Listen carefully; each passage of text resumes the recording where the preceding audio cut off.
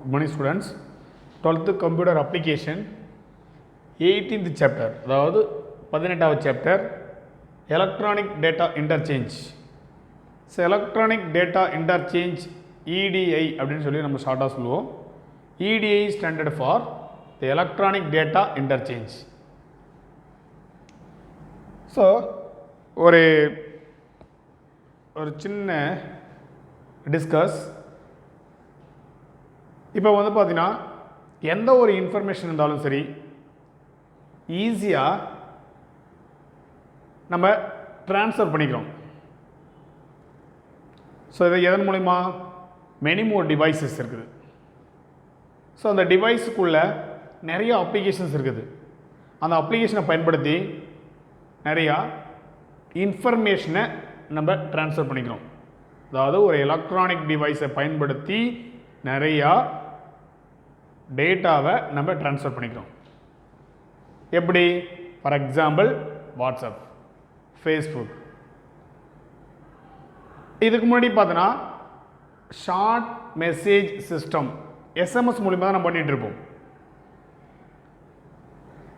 இந்த MMS multimedia messaging system அப்படின்ற ஒரு ஆப்ஷன் மூலமாக தான் நிறையா இமேஜஸாக இருக்கட்டும், வேறு ஏதாவது வீடியோஸாக இருக்கட்டும் நம்ம அனுப்பிச்சி விடுவோம். ஸோ இந்த டெக்னாலஜி வந்து நிறையா டெவலப்மெண்ட் ஆக ஸோ அதனுடைய நாலேஜ் வளர்ந்த பிறகு, ஜென்ரேஷன் வந்து டெவலப்மெண்ட் ஆன பிறகு வாட்ஸ்அப், ஃபேஸ்புக், நிறைய ட்விட்டர் அப்படின்னு சொல்லி பல்வேறு விதமான அப்ளிகேஷன்ஸ் வந்து நம்ம பயன்படுத்தி இதெல்லாம் எதுக்காக? தகவல்களை எல்லாமே பரிமாற்றம் செய்ய, அதாவது சென்ட் பண்ணுறதுக்கு, ரிசீவ் பண்ணுறதுக்காக நம்ம பயன்படுத்திட்டு இருக்கிறோம். அந்த மாதிரி ஒரு கம்பெனி இருக்குன்னா, இன்டர்நேஷ்னல் லெவலில் ஒரு கம்பெனி இருக்குன்னா, எல்லா தகவல்கள் எல்லாமே, for example IT field, then super market, அதே மாதிரி பெல் கம்பெனி, சென்ட்ரல் கவர்மெண்ட்டு,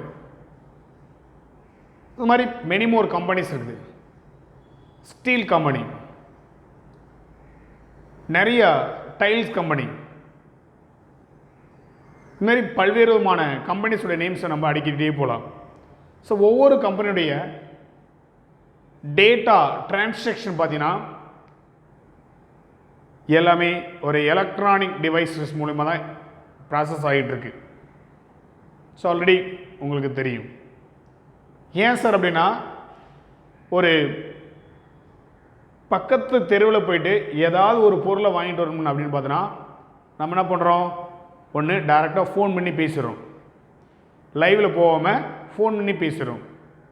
அதுவும் இல்லைன்னா நம்ம என்ன பண்ணுறோம்? குரூப்பில் வாட்ஸ்அப்பில் போட்டு எனக்கு இந்த பொருள் வேணும்னு சொல்லி அனுப்பிச்சி விட்றோம். ஸோ நம்ம மெனி மோர் பிளேசஸில் நம்ம ஒர்க் பண்ணிகிட்டு இருக்கிறோம், இல்லை வாக்கிங் பண்ணிகிட்ருக்கோம், இல்லை வேறு ஏதாவது ஒர்க் பண்ணிகிட்ருக்கோம். அப்போ ஒரு தகவல்கள் வந்து ஃபாஸ்ட்டாகவே நம்ம என்ன பண்ணுறோம்? ஈஸியாக பரிமாற்றம் செஞ்சுக்கிறோம்.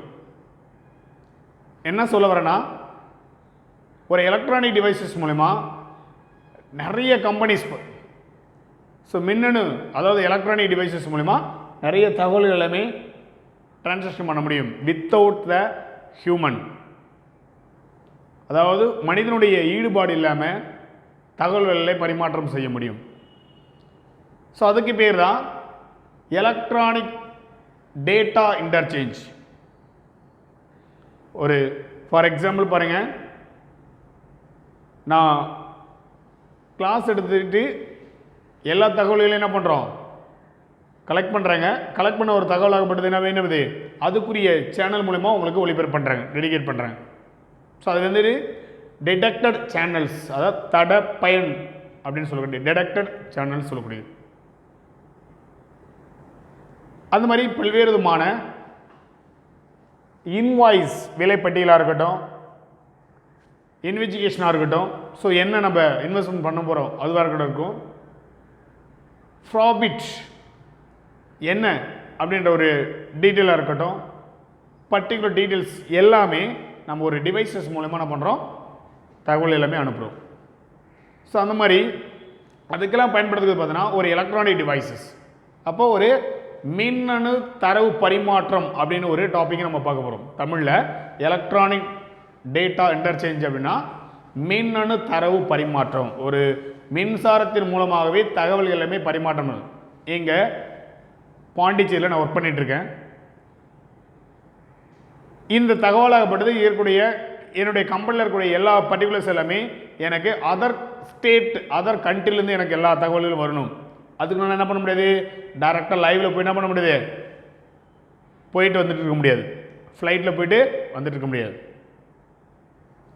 ஆனால் என்ன பண்ணுவேன், எல்லா தகவல்களுமே என்ட்ரி பண்ணி அதனுடைய ரேட், குவான்டிட்டி, குவாலிட்டி எல்லாத்தையுமே நான் என்ட்ரி பண்ணி ஒரு டிவைசஸ் மூலமாக என்ன பண்ணுவேன், அந்த டேட்டாவை பரிமாற்றம் செய்வேன். ஸோ இந்த மாதிரி ஒரு பரிமாற்றம் செய்வதற்கு தான் electronic data interchange. Okay, so now the video will be discuss the electronic data interchange, the introduction to, so on there EDA யார் டெவலப் பண்ணா, ஸோ அதனுடைய ஃபுல் டீட்டெயில்ஸ், எந்த நிறுவனம் அதுக்கு சப்போர்ட் பண்ணது, த மேஜர் கான்ட்ரிபியூட்டர் யார், முக்கிய பங்களிப்பாளர் யார், இந்த மாதிரி தகவல்கள் எல்லாமே ஈஸியாக டிரான்சாக்ஷன் பண்ணிக்கலாம். அந்த கம்பெனியில் இருக்கக்கூடிய தகவல் எல்லாமே இந்த கம்பெனிலேருந்து என்ன பண்ணலாம், ஷேர் பண்ணிக்கலாம். இங்கே இருக்கிற கம்பெனியுடைய எல்லா பர்டிகுலர்ஸ் எல்லாமே அங்கே ஷேர் பண்ணிக்கலாம். என்ன பொருள் வேணுமோ அட் டைமில் என்னது உடனுக்குடன் என்ன பண்ணலாம், தகவல்கள் தெரிஞ்சுக்கலாம். அப்படின்ற பர்டிகுலர்ஸ் எல்லாமே உனக்கு பங்களிப்பாக இருக்கக்கூடிய யார், எந்த வருஷத்தில் எந்த நிறுவனம் அந்த ஸ்டாண்டர்ட்ஸ் தரநிலை ரிலீஸ் பண்ணாங்க அப்படின்றத பற்றி இந்த வீடியோவில் தெரிஞ்சுக்க போகிறோம். First introduction to EDA. In late 1960 முற்பகுதியில் ஷிப்பிங் லைன், ரயில் ரோட்ஸ், ஏர்லைன்ஸ், ட்ரக் கம்பெனிஸ், அதாவது சரக்குந்து நிறுவனங்கள். ஸோ ஷிப்பிங் லைன்ஸ் அப்படின்னா நிறைய கடல் வழி மூலமாக நம்ம என்ன பண்ணுறோம், பயணம் செய்கிறோம், நிறைய தகவல்களை அனுப்புகிறோம், நிறையா பிஸ்னஸ் பண்ணுறோம். கூட்ஸ் வண்டி இருக்குது. ஸோ ரயில் ரோட் மூலமாக நிறையா சரக்கு வண்டி என்ன பண்ணுறோம், நிறையா நிறுவனத்துக்கு நம்ம பொருள் அனுப்புகிறோம். ஏர்லைன்ஸ் விமான போக்குவரத்து மூலமாகவே நிறைய என்ன பண்ணுறோம், இந்த கம்பெனிஸ் மூலமாக. அது மட்டும் இல்லை சரக்கு உந்து, அதாவது சரக்கு உந்து அப்படின் போது நிறைய நிறுவனம் இருக்குது. Of USA where exchange the electronic message for other business. பல்வேறு விதமான பிஸ்னஸ்க்கு, தியர் பிஸ்னஸ் பல்வேறு விதமான வணிகத்திற்கு ஒரு எலக்ட்ரானிக் டேட்டா மூலமாகவே, ஒரு எலக்ட்ரானிக் டிவைசஸ் மூலமாகவே அந்த டேட்டாவை நம்ம என்ன பண்ணுறோம், எக்ஸ்சேஞ்ச் பண்ணி நம்ம ட்ரான்ஸ்ஃபர் பண்ணுறோம். ஓகே, USA வேர், அது யுனைடெட் ஸ்டேட் அமெரிக்கன் சொல்லக்கூடிய அந்த நிறுவனத்தின் மூலமாக நிறைய என்ன பண்ணுறோம், அனுப்புகிறோம். Then the message where the different format, அதை இந்த மெசேஜ் என்ன பண்ணலாம், பல்வேறு விதமான வடிவத்தில் என்ன பண்ணலாம் இருக்கக்கூடியது. இன்று அதை நம்ம அனுப்பும்போது பார்த்தோன்னா it resulted is problems transfer the goods. இந்த மாதிரி ஒரு பல்வேறு விதமான சரக்குகளை நம்ம அனுப்பும் பொழுது எதை எப்படி அனுப்பணும், அப்போ ஷிப்பிங் மூலமாக அனுப்பும் பொழுது, ரயில் ரோட்ஸில் கூட்ஸ் மூலமாக அனுப்பும் பொழுது, ஏர்லைன் மூலமாக அனுப்பும் பொழுது, நம்ம இந்த டேட்டாவை அனுப்பும்பொழுது பார்த்தோன்னா சம் ப்ராப்ளம் மக்கர் ஆகும். பாருங்கள், இந்த மெசேஜஸ் வேர் டிஃப்ரெண்ட் ஃபார்மேட்டு. அப்போ ஒவ்வொன்றுத்துக்கும் ஒவ்வொரு ஃபார்மேட் இருக்கும். அப்போ நம்மளுக்கு என்ன இருக்கும், அதில் ப்ராப்ளம் உனக்கு இருந்து அதனுடைய சரக்கு சம்மந்தப்பட்டது உனக்கு கன்ஃபியூஸ் ஆகும், ட்ரான்ஸ்ஃபர் பண்ணும்போது கன்ஃபியூஸ் ஆகும். அப்பொழுது தான் 1968 the companies group among the group சேர்ந்து, அதாவது யார் சார் அப்படின்னா டிரான்ஸ்போர்ட்டேஷன் டேட்டா கோஆர்டினேட்டிங் கமிட்டி அப்படின்ற ஒரு குரூப் ஆஃப் கமிட்டி EDA ஒரு ஃபார்மேட்டை டெவலப் பண்ணாங்க. EDA ஃபார்மேட்டை டெவலப் பண்ணாங்க. அதாவது டிரான்ஸ்போர்ட்டேஷன் டேட்டா கோஆர்டினேட்டிங் கமிட்டி அப்படின்ற ஒரு குழுவாகப்பட்டது ஒரு கம்பெனி குரூப்பாக சேர்ந்து இடிஐ அப்படின்னு ஒரு ஃபார்மேட்டை டெவலப் பண்ணாங்க. To develop EDI format stands. இந்த மாதிரி டெவலப் பண்ணோடனே இதில் முக்கிய கான்ட்ரிபியூட்டர் அப்படின்னா கான்ட்ரிபியூட்டர் யார்? ஆல்ரெடி உங்களுக்கு தெரியும். கான்ட்ரிபியூட்டர் பங்களிப்பாளர். இன் 1975 ஃபர்ஸ்ட் இடிஐ ஸ்டாண்டர்ட்ஸ் டிடிசி அப்படின்ற ஒரு நிறுவனம் வெளியிட்டது 1975. ஸோ 68 அது குரூப் ஆஃப் கம்பெனிஸ் எல்லாம் சேர்ந்து உருவாக்கப்பட்டது. அது உருவாக்கப்பட்டு என்ன பண்ணுறாங்க? ரிலீஸ் பண்ணாங்க, வெளியிட்டாங்க. அப்போ வெளியிடப்பட்ட ஆண்டு பார்த்தீங்கன்னா 1975. விச் யார் சார் அவரோட முக்கிய பங்களிப்பாளர் அப்படின்னு பார்த்தீங்கன்னா எட் கில்பர்ட் அப்படின்னு ஒரு சயின்டிஸ்ட் த மேஜர் கான்ட்ரிபியூட்டர். தென் 1977 பார்த்தோன்னா a group of supermarket the companies then business partner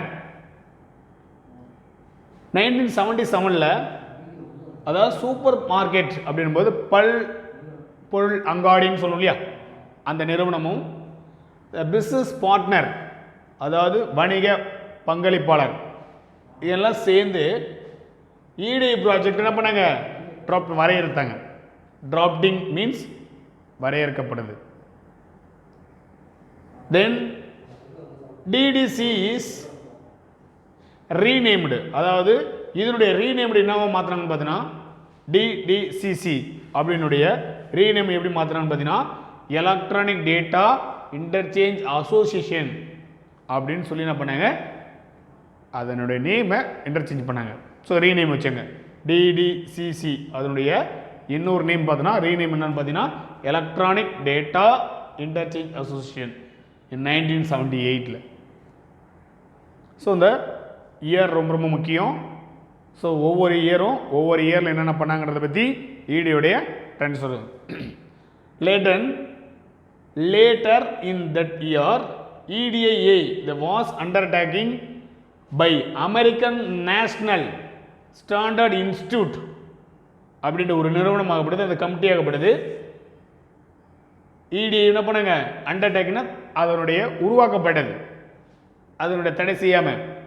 அப்போ அமெரிக்கன் நேஷனல் ஸ்டாண்டர்ட் இன்ஸ்டியூட் அப்படின்னு சொல்லக்கூடிய ஒரு தரநிலை சான்றிதழுடன் அது உருவாக்கப்பட்டது. ஸோ அது மட்டும் இல்லாமல் 1985 பார்த்தீங்கன்னா யுனைடெட் நேஷன்ஸ் உருவாக்கி எதை உருவாக்குனாங்க? EDIFACT, electronic data interchange fact அப்படின்னு சொல்லக்கூடிய ஒரு கான்செப்டை உலகளவில், அதாவது global reach the technologies e commerce, மின் வணிகத்திற்காகவே, அதாவது எலக்ட்ரானிக் இ காமர்ஸ் மூலமாகவே மின் வணிகத்திற்காகவே ஒரு இடிஐ ஃபேக்ட் அப்படின்றது உலகளவில் ரீச் ஆகிற மாதிரி அந்த தொழில்நுட்பத்தில் உருவாக்கப்பட்டது. எப்போ? 1985. Then EDIFACT the most widely used in EDI. அப்போ இடிஐயில் அதிகமாக எதை பயன்படுது? இடிஐ ஃபேக்ட் ஆகப்படுது, பயன்படுத்தப்படுகிறது.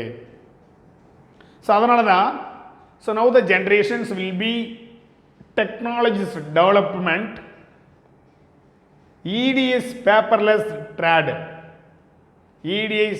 பேப்பர்லெஸ் ட்ரேட் அதாவது ஒரு எலக்ட்ரானிக் டிவைசஸ் பேப்பர் இல்லாமல் வணிகம் பண்ணுறோம். பேப்பர்லெஸ், எந்த ஒரு காகிதம் இல்லாமல் நம்ம என்ன பண்ணுறோம்? வணிகம் பண்ணுறோம். Then the electronic transfer is paperless payment.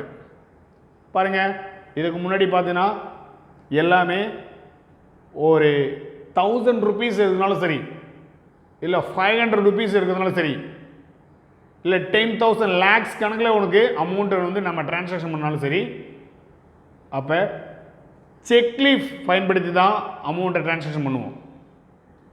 அப்போ செக்கில் அவரோட சைனு கரெக்டாக ஃபில் பண்ணி எவ்வளோ அமௌண்ட் சொல்லி ஃபில் பண்ணி அனுப்பிடுவோம். இப்போ அப்படி இல்லை. நவ் த ஜென்ரேஷன் என்னது அது மாதிரி இல்லை. எல்லாமே கூகுள் பே, பேடைம், தென் ஃபோன்பே, இ பேங்கிங், இந்த மாதிரி பல்வேறு விதமான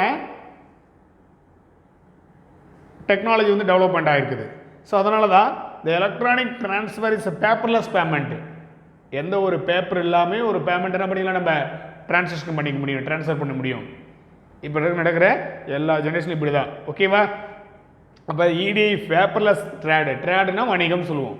ஸோ A3 ஸ்டூடெண்ட்ஸ் தெரியும், EDI is paperless trade and EFT the electronic transfer is the paperless payment.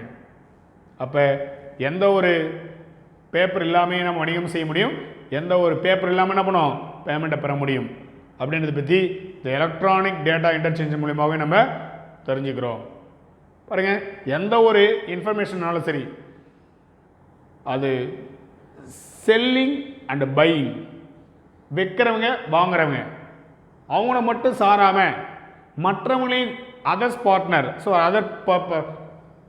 Others partner பயன்படுத்தியும் உனக்கு இயங்கக்கூடியது. ஸோ உனக்கு வேணும்னா அந்த டேட்டாவை ட்ரான்ஸ்ஃபர் பண்ணிக்கலாம். இன்னும் யாருக்கு வேணுமோ அதை என்ன பண்ணலாம், மொத்தமாகவே ட்ரான்ஸ்ஃபர் பண்ணிக்கலாம். ஸோ இந்த மாதிரி பல்வேறுமான செயல்பாட்டிற்கு இந்த எலக்ட்ரானிக் டேட்டா இன்டர்சேஞ்ச் ஒரு கான்செப்ட் ஆக்கப்பட்டது, உருவாக்கப்பட்டிருக்குது. இது மிகப்பெரிய ஒரு இன்டர்நேஷ்னல் கம்பெனியில் எல்லாமே இந்த மாதிரி தான் வந்து டேட்டா எல்லாமே ட்ரான்ஸ்ஃபர் பண்ணிக்கிறாங்க. ஸோ அதில் முக்கிய பங்களிப்பார செயல்படும் இடிஐடைய முக்கிய பங்களிப்பார யாருன்னு பார்த்தீங்கன்னா, த ஃபாதர் ஆஃப் இடின்னு கேட்டாலே எட் கில்பர்ட் அப்படின்ற ஒரு scientist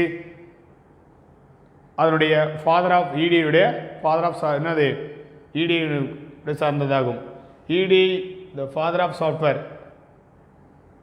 sorry, who was father of ED அப்படின்னு கேட்டால், ஹூ வாஸ் ஃபாதர் ஆஃப் இடின்னு கேட்டால் எட் கில்பர்ட் அப்படின்ற ஒரு சயின்டிஸ்ட் தான் அவருடைய கரெக்டான ஆன்சர்.